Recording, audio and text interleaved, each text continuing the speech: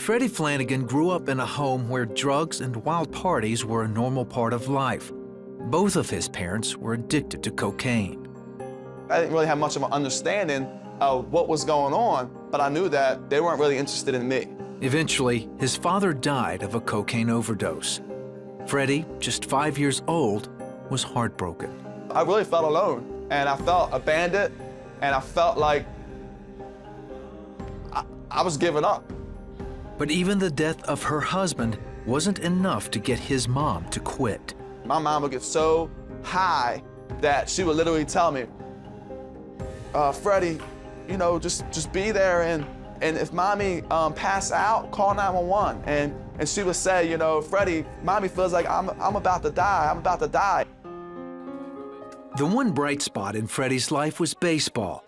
When he was 10, a teammate's family invited him to dinner. And for the first time, Freddie heard about Jesus Christ. When they said grace at the dinner table, I didn't know what was going on.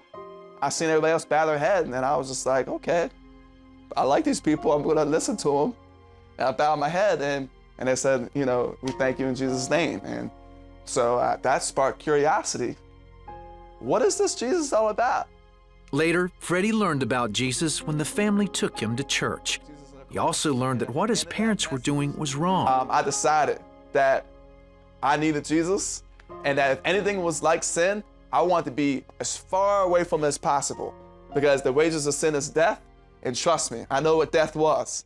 That same day, Freddie gave his life to Christ.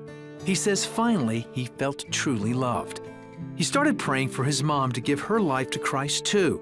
6 months later, she did. From that point on, when she gave her heart to God, never again did she pick up another can of alcohol. Never again did she actually cut herself from all those people. With his newfound faith, Freddie read his Bible every day. But over the years, he became focused on what he should and shouldn't do, instead of God's love for him. Because I was this good person, I never really needed God, because I never did anything wrong. I didn't kiss any girls until later in my life. I was driven on doing everything the way the Bible talked about. It was a belief system, a set of rules, and I was doing what good people do. Then Freddie went off to college, met a girl, and fell in love. Now living by the rules wasn't so easy. I actually made her God in my life because she became before everything else. It wasn't long before they started having sex. I wasn't feeling or hearing God as good, and now I'm in a real bad place. I was a fence rider in that time, and I knew how to play church. But then again, this carnal nature was taking over. Eventually, they broke up. It was painful.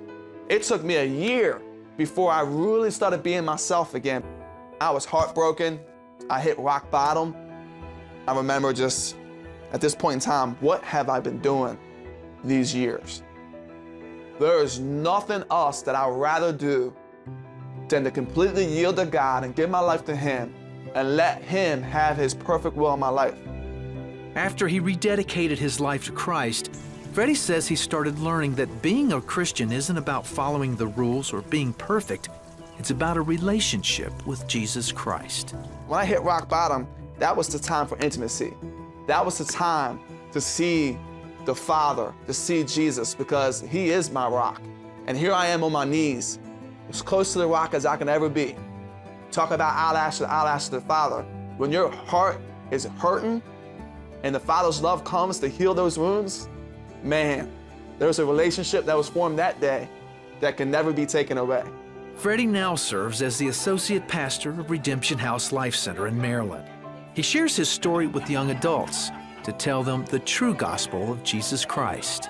When I think about this, is Jesus and God plus nothing equals everything. And He's my everything. He is my everything.